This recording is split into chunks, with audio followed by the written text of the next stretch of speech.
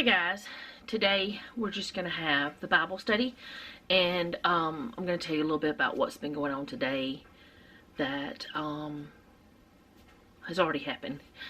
Noah has vacuumed and started a load of clothes and put another load in the dryer. I did the dishes. I still have some hand washing to do. Noah and Jeff took a part off of Noah's Jeep that needed to be replaced. And his Jeep's been messing up for a while, and he hasn't been driving it, so the battery died. Or it's been messed up for a while, so the battery died, so he's charging that to see if that part fixed it. And I mean, it's a 2000, it's an older vehicle. So did that, they did that, and Jeff has left for work now, and I had fixed us lunch. We had just cheeseburgers, just regular old cheeseburgers. Nothing special, nothing hard, nothing fancy. And you guys remember a few weeks ago I got a root canal done. Well, I noticed afterwards, after I ate, that my tooth felt weird. And part of it has chipped off. So I called my dentist. So I'm waiting on a phone call to see what we're going to do about it. And that is why I'm not going to try to record anything else, because I had actually had plans to record. I had plans to go through my cabinets today in the kitchen, some of them, to figure out what I wanted to get rid of and what I was going to keep and things like that for whenever we move, and that way we could go ahead and purge some things. And I was going to record that and share it with you guys, but with me not knowing if he's going to say, well, come on down here, let's get this tooth fixed, or, you know, it can wait until tomorrow, I'm just going to do the Bible study, and I will do that later. So, we're just doing the Bible study, and if I do get a phone call and I disappear, I won't disappear for long, because I'll come back and tell y'all what's happening. But anyway, today is week 44 of this, even though we're supposed to be finished with it. It's a Bible in 52 weeks. We have 7 more after this. And then we're going to move on to something else. And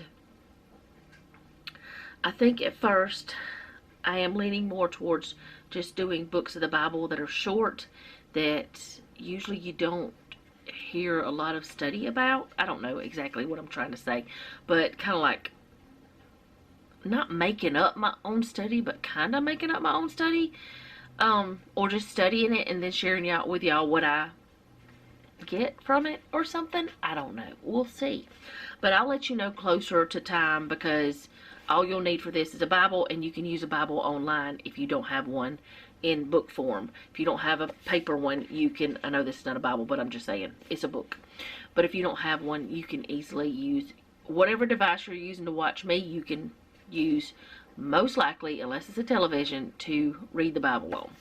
So and you might be able to do that somehow. Then you can get YouTube to read. There's different people who have different things where I think there used to be on YouTube people reading the Bible to you, but I don't know if there still is that or not.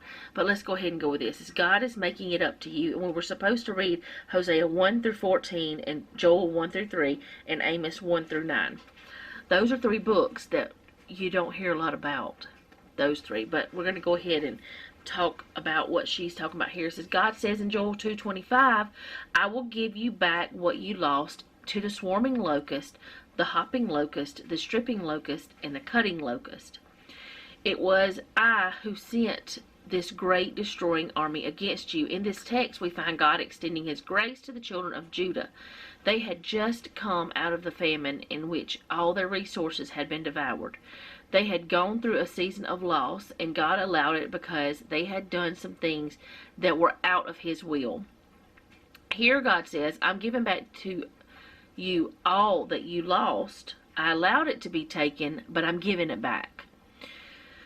We have to remember that when the locust devoured everything, the nation of Judah had no means of survival. They should have died, but God had a plan to perform a miracle right in their midst. He defied the odds and gave them life again. In the next verse, God says to Judah, once again, you will have all the food you want, and you will praise the Lord your God, who does these miracles for you. In other words, what you're going to receive is going to be so filling that you'll know it's from God. you know, sometimes there's things that happen that you know they're from God. There's no other way they could have happened. There's just no other answer. So you know it's from God. And that's what God was telling them. There have been things in our lives that we have thought would destroy us. Our finances took a hit, or our family went through crisis after crisis. But still, God had a plan, and in this next season, you're going to see that plan unfold. Thing is, you have to be clear about the season you're in so that you can appreciate the season that's coming. So, you have to know this season is not going to last forever. There's going to be a better season. And sometimes the good seasons, you got to know, they're not going to last forever. There will be bad in this world. We are never promised all good just because we're Christians. We're never promised that everything is just going to be hunky-dory and we're always going to be happy just because we're Christians. There will be good seasons. There will be bad seasons. There will be happy seasons. There will be sad seasons. No, I did not try to make that rhyme. It just happened to. But just like right now, we're in a season of back and forth, good and bad happening, but we're still keeping our joy as much as we can. Now, is it because we've done something wrong that the bad is happening? No. In the case of them, things were not going right because they needed a lesson. I don't think that is what is happening with us, other than God is showing us He is in it. That is what I think our bad situations with the mobile home has been, that God is showing He is in this and He is still helping us through it all. And, you know, I look at this and I'm not trying to brag at all, because if I was going to brag, I'd be bragging on God. Everything we have done to our mobile home, we have done with cash, and even buying the mobile home. And y'all, we have not touched our savings except whenever we bought the mobile home. And I thought for sure by now we would have to reach into our savings to purchase things that we have had to purchase. But God has put good things in front of us. He's shown us sales and stores where we can get things. You know the store I'm talking about, Bucks. He's shown us ways we can get things for much better prices. And so we don't have to get into our savings. And I'm not saying that's going to happen the whole entire time. I'm not saying that we're going to, you know, that's going to completely be the way it's going to be, because I know unless something really big happens and we somehow get some money that we have no idea where it would be coming from other than God did it. We know whenever it comes to buying the flooring, because that's going to be the most expensive part other than the mobile home itself, we're going to have to go into our savings that we have specifically for that. But God has shown up through all of this, and like I said, I don't believe it's because of anything bad we've done or that we've ignored God or anything that, you know, we're being taught a lesson from. But I think maybe it's to show others that God is in the details. He's in everything, and He is in, and maybe to help us realize He's still there in the details. Not that we ever thought that God left us, because that is definitely not it. But if He didn't want us to do this, He wouldn't be putting us in the direction of, hey, this is what you do. Because we come up with, or He shows us solutions very quickly, and it works out well. So anyway, I just want to talk about that a little bit. Where was I at? I know you had to suffer through some things. Very true. This stuff that we've been going through is not exactly suffering. That's not what I'm talking about. But there are things in life that we have had to suffer. But God says that He's going to make it up to you by positioning you to receive more than what you may have lost to the locusts in your life. Yes, it was frustrating, and don't be dismayed. Watch God make it up to you. Think of the things you've learned while going through the process. The challenges weren't sent to discourage you. They were sent to mature your spirituality and emotionally.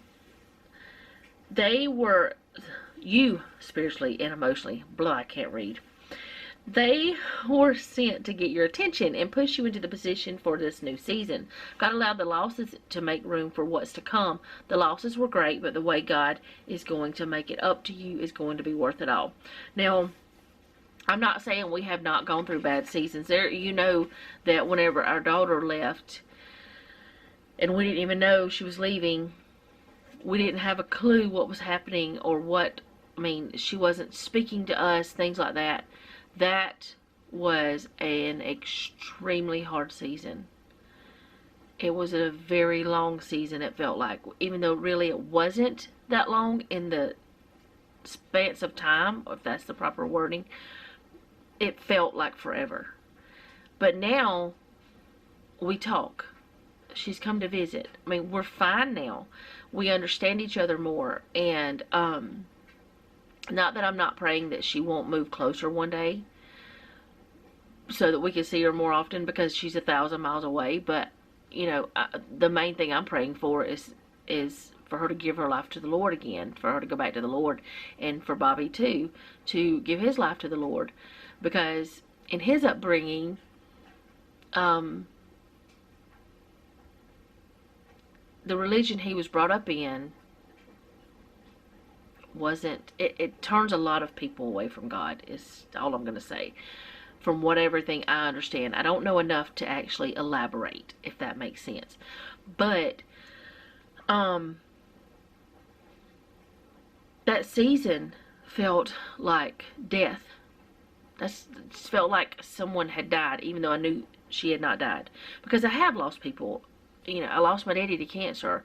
I lost cousins and other loved ones. I've lost lots of people in my life that I really loved in traumatic ways. And some suddenly, some we knew was going to happen. But, so I know what death feels like whenever you lose someone you love. But this also felt like some sort of death whenever she left, because it felt like we had lost our daughter because of the way she did things. But now it's like the life is coming back. The life is being, you know, it's being restored because we talk, and she knows we love her, and we know she loves us, and everything is getting better, and we're talking and everything. And that's the main thing, is we needed to talk to each other. So, but God was in all of that, because we were praying, and you guys were praying, and family was praying. There were so many people praying, and we continue to pray, and please continue to pray for her and us and everybody, that it gets better and better. But anyway, that is the thing you need to remember, that God is going to restore. It may not look exactly like you expect it to, but just remember, He will restore. Alright, so next week is Waiting on God. We're reading Obadiah 1, Jonah 1 through 4, Micah 1 through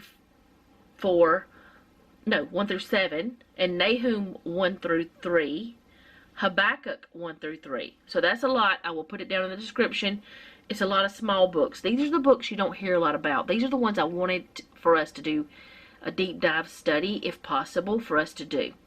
Not saying I won't find help online and in books that I have, but I'm just saying that kind of thing. So I will put these down in the description box. Obadiah 1, Jonah 1 through 4, Micah 1 through 7, Nahum 1 through 3, and Habakkuk 1 through 3. So that's all I have for today. I hope you guys enjoyed this. I hope it helped you. I hope you got something from it. I always get something from the Bible studies, especially whenever we're talking in the comments. I enjoy hearing about your testimonies and things that you're telling me that happened to you, and that, you know, that made your faith grow, because that's the point. We want our faith to grow. We want our faith in God to get bigger and bigger and bigger.